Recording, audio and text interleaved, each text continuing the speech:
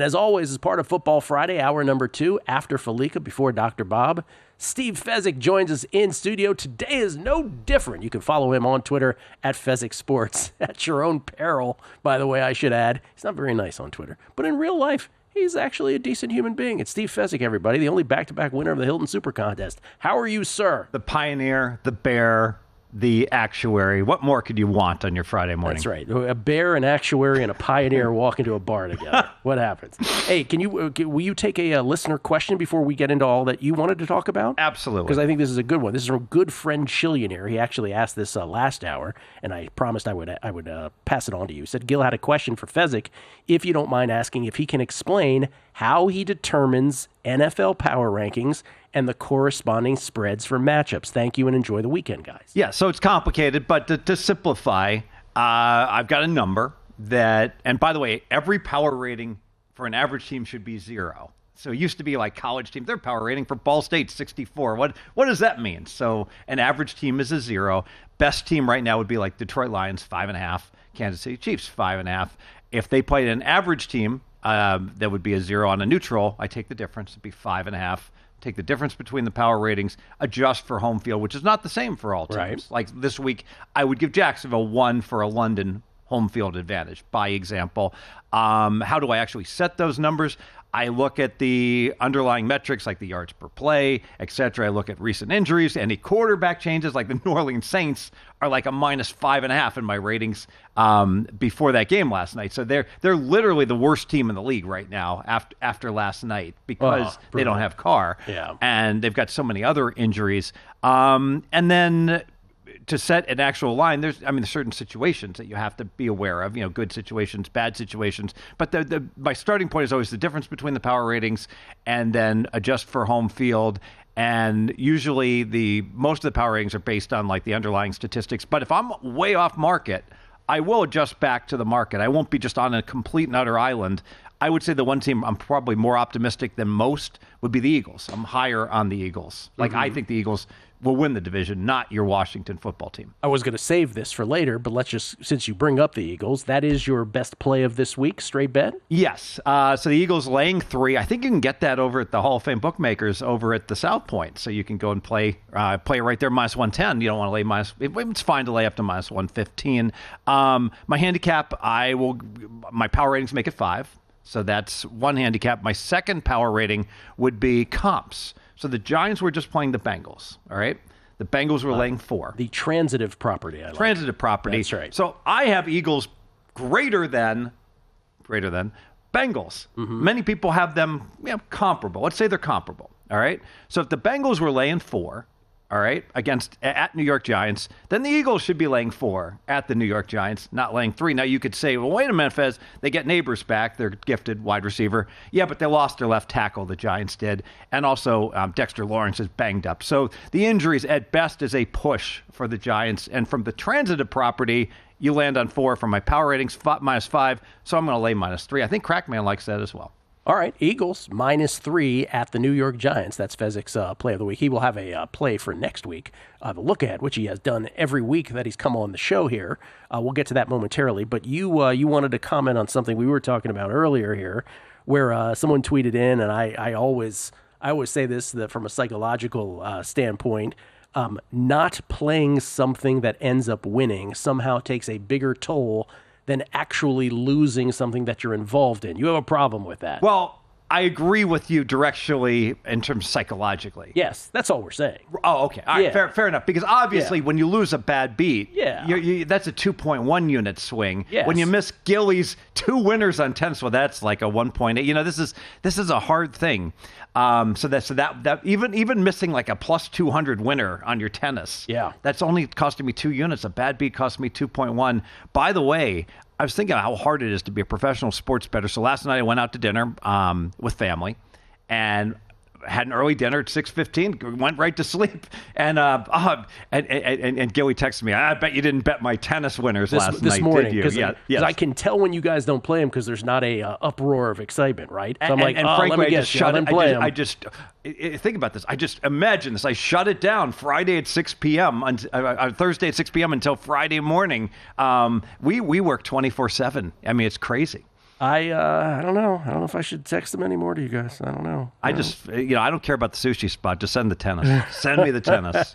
Okay, let's do this one though, because I think you and I are super simpatico on this. I have talked about this from time to time on this show. Haven't in a while though, but it has come up several times during the years, and that is the notion of because Bob has an opinion on this. So oftentimes Dr. Bob will come on and he'll be like, "Oh, all the lucky stuff evens out." And I contend that if you are good, right? I have contended this before. If you're good at what you do, if you genuinely have an edge in a particular sport, that it does not even out. You agree? Of course not. Because if I'm really good, I'm going to win 54 to 55% of my bets. So for every 100 bets I have 55 of every right sides. We'll say I have 55 right sides and 45 wrong sides. 55 is a lot bigger than 45. So I'm going to get, if 10% of them go south through nefarious methods, I'm going to lose 5.5 of those. I'm only going to lose 4.5 on the other side. And that's just with the random luck. Also, sharps tend to play more unders and more underdogs. Last time I checked, underdogs and unders don't do well in overtime. So every time a game goes overtime and you lose an under, that's going to be a bad beat to the sharps. And and that's crushing for people who play basketball totals that primarily play unders. That's and overtime's an enormous hit each and every year. Overtime where underdogs go to die, as they Absolutely. say. Yes. I actually think that's a pretty fascinating subject. And again, I haven't brought it up in a long time, but I really believe that also. And you know it. You broke it down beautifully mathematically, that mathematically it makes sense. But also just, anecdotally, when you think about it, you're like, oh, if you're being honest about it, yeah, there are sports where, like the NFL is Plinko. I would never tell you that it doesn't even out in the NFL. Total last night. Okay, the side wasn't Plinko, but that total was random. Yes. Right. But there are sports that you can have an expertise in where you think about it, and if you're being honest, and you should be honest, you should always acknowledge when you're getting the best of it luck-wise. But the ones that go against you when you're good are absolutely more common. And Charlie J, very gifted hockey bettor, part of the Tuesday group for years and years. I haven't spoke to Charlie for a few years. Does the Tuesday group still exist, by the way? No, disbanded. It did? Yeah. Well, how many years ago did it disband? I stopped going like 15 years ago. Yes. So as far as you're concerned, that's when it disbanded? Well, I'm sorry, I interrupted. Go ahead. But Charlie brought up an excellent point because he played a lot of overs. And he's like, you guys are like square sharps in many ways because you want to feel every, fumble return for touchdown, every kickoff return for touchdown is just, a completely random event. And last time I checked, will there be a defensive touchdown or special teams touchdown is always, the no is minus 300, but the yes is plus 250. That means if you play, 10 games, 3 of these, it will happen. 3 of these suckers is going to happen. So you need to adjust 2 to 3 points each and every game for such an occurrence. Yeah, 2 points. We almost had 2 of them last night. One got called back from an offside penalty. Okay, so how is your season going so far? By the way, in the NFL, you doing okay? The NFL's been bad actually, below 500. Oh, really? College football, this is an amazing thing. College football's been good, despite the worst money line performance you would ever imagine. So I have just okay. Can I ask you about that? Why? Yeah. Okay, so you lost on Louisiana Tech the other night. It was a big money line favorite again. Yes. You're most famous for Purdue as a number 1 seed, minus 4,500, I believe it was. Yes. Taking on Fairleigh Dickinson. We all know Fairleigh Dickinson upset in the the second 16-1 upset in the history of March Madness. You keep doing it. It's almost like you lean into it, and you're almost more adamant about publicizing it when you do this on Twitter. Why would that be? Well, I'm stubborn because the math, and famously with the Purdue loss, Elihu Feisto came on and said, oh, yeah, I love that play. I bet it as well. Yes. All right, so number 1 seeds. And it's not. If Elihu says it's good, then the number 1 seeds is irrelevant. It's just a matter of looking back historically at teams in the tournament that are 23-point favorites, because you're never going to get a flat 23-point favorite in a tournament. But I will say this: I've been thinking about this. I'm going to stop doing it in college football because I think the historical on how well a team covers laying 12 says it's a good bet, like on Louisiana Tech.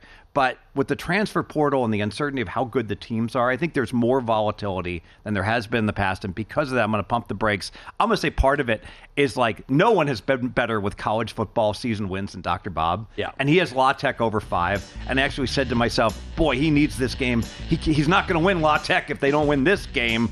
And I know he's going to win because he wins every year. So I was like, La Tech's going to win this game. And then, they were like 95% lining up for basically an extra point on a game-winning field goal. So, hey, the karma, bad karma. When we come back, Steve's look-ahead play for Week 8. Also, maybe some advice for Kelly's 9-1 millions quarter entry. That's next. Just to clarify, so because of this variance in college football, you might ratchet back these big money lines in that sport specifically? Yes. People think I'm completely an utter old guy, get off my lawn, inflexible, and nothing is further from the truth. You. I'm the first guy to say I make all kinds of mistakes. You. And I can adjust, and I pride myself on that, Yes. Reinventing myself. Yes. We did get one question on Twitter also. This is addressed to me. Jordan Pagel, are we getting an apolitical election betting segment this year? We've already done one. We will absolutely do at least one or two more here before the election. You are doing some election stuff on your own. We're having a lot of fun. BetUS, we did 2 election shows. So Kyle Hunter, Doug Kazarian, and I. And based upon the past, basically the election comes down to 4 of the swing states, and very likely whoever wins Pennsylvania is going to win this election. Should be very close. Can't Wait to talk more election betting. We've done great doing it through the years here on the Numbers Game. So yes, Jordan, we absolutely will. I mentioned before we get it, because you have a teaser you want to give out, and then we want to talk about Week 8. You have a look ahead. But before we do that, Kelly is 9-1. It is a 5-week quarter in millions, in circa millions. He's 9-1. He's doing it on his conviction. You have an interesting bit of advice for anyone like Kelly who is at or towards the top of the leaderboard, even 2 weeks into a 5-week. Yeah, so this is going to be controversial because Kelly is kicking butt. Yes. And the Sharps are not. The Sharps are struggling. And the Sharps that play the best numbers, like Jacksonville +2, like Tennessee +1, famously last week, they all got punked. They all did lousy. So they're not in contention. So Kelly likely should consider pivoting and playing the value that's being offered in the contest, submitting as late as possible. The reason being, the people he's competing against, they're not going to listen to me.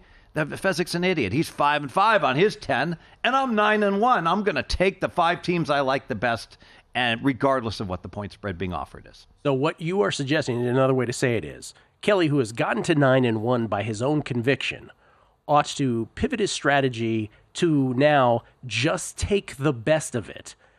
And not go by the conviction that brought you to this dance this far, 9-1, because the people who are behind you are unlikely to ever catch you the way that they bet, right?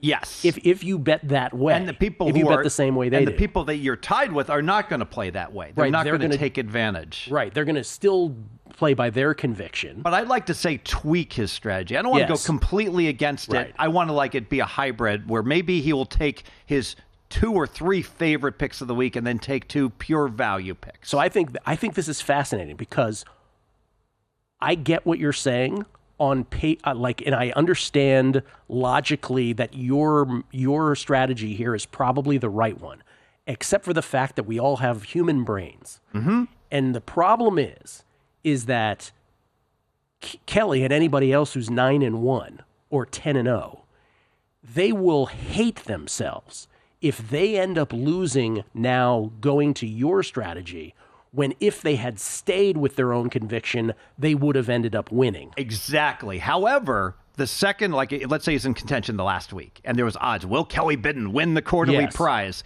The second they saw the 5 best math plays being submitted by him, his odds would adjust in his favor. Right. Versus playing his 5 favorite plays kind of regardless of what the spread dealt. So then let's split the difference then. So then isn't the proper way to do this, Kelly should probably play the way that he wants to this week and maybe a hybrid the following week and then pivot to your strategy if he is still up towards the top the last week? I think he should pivot now. You think he should? But that's how I've been successful in my contest. So I probably have a little bit too much of a bias towards that because I've been so good with those contests doing just that over the years. By the way, you distinguish between Kelly and the Sharps, we noticed, and here's Kelly, live shot of Kelly here, and the Square Bears. There he is. You know, I got to tell you, the Square Bears, like anyone who's not following, there's a whole bunch. I'm not going to name them, but I'll name mine. Like I'm on podcasts.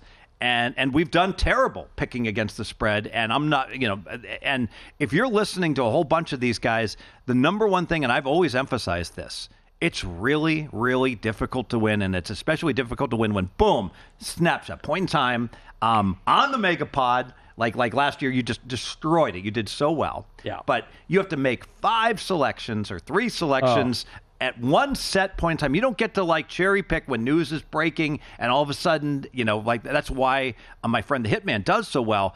You can't just smoke dope all week and get who the Hitman's playing Friday night because you're like, well, wait a minute, he played -2 and the line's -3. Well, yeah, you got to be engaged. You got to get it right when the news hits. Otherwise, I just don't think. I think no one's going to win laying -110, playing 5 NFL sides at one select point in time against market numbers. 3Jack H3131 chimes in. He goes, how dare Fezzik say Kelly, a.k.a. Preston, isn't sharp? Twitter Fezzik popping up in real life on ANG. I know, I'm trying to tame him. Okay, let's get to the good stuff here. You've been kind enough to come on and give a look-ahead position every single week you've come on. Would you like to comment on last week's look-ahead to this week first between the Steelers and the Jets? Oh, gosh, it's like WrestleMania 3, the Macho Man. What a disaster, Yeah. Everything went wrong. Outside interference, George the Animal Steele from behind. All right, I gave out the Steelers -1, and I said, this makes no sense against the Jets. It's a terrible spot for the Jets. The Jets were playing on some other continent. Where was that? Australia? Week 5? I'm pretty sure it was not. I think it was Europe. Yeah. Okay. Yeah. And then they think about the roller coaster. And they lose. They're down. And then they fire their coach. And then maybe they're up. And then they play the Bills and they're down. But it's Monday Night Football. But then they get the Hail Mary and they're up. But then doink, they hit the kicks off the crossbar. It's this is exhausting. Yes. Exhausting. Yes. All right. As opposed to the Steelers, we go out to Vegas and we crush the Raiders. And so I was like, the spot screams Pittsburgh, the power rating scream Pittsburgh. And then Davante Adams goes to the Jets. That's obviously going to help the Jets and makes them a better team. And he knows the system and he knows Rodgers. And boom, and now the Steelers are going with Russell Wilson at quarterback. And you know what? I'm going to show a little humility. I think maybe there are those who were aware that Davante Adams trade was coming.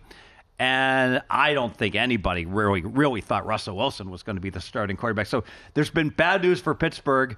And that's going to happen when you play a -1 and now it's +2. But I'm going to double down and now I'm going to tease Pittsburgh.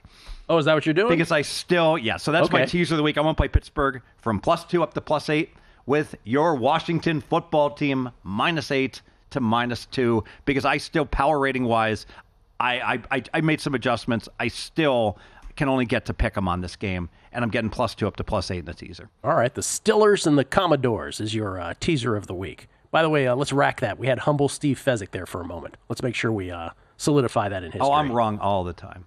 All the time. 46% of the time, oftentimes 47.5%.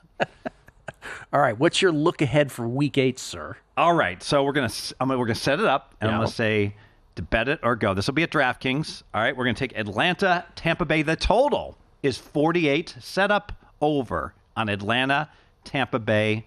Go. We are betting over 48 Atlanta, Tampa Bay. This is a very simplistic handicap. Tampa Bay has an above-average offense and a below-average defense.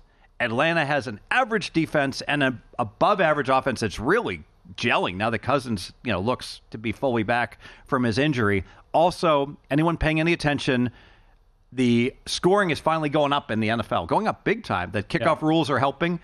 You start on the 30, you get 2 first downs, you can kick a field goal, right? It's amazing. It really is. Yeah. So the last 2 weeks, the average scoring has been right around 50 in both weeks. And here's a game that looks, I know I don't like division game overs, but you've got the offenses have the advantage. And you got a total sub 50 at 48, so we're going to go over the 48. Bold prediction. I know I got the line move wrong on the Steelers. I'm sorry. The Devontae Adams would me bad.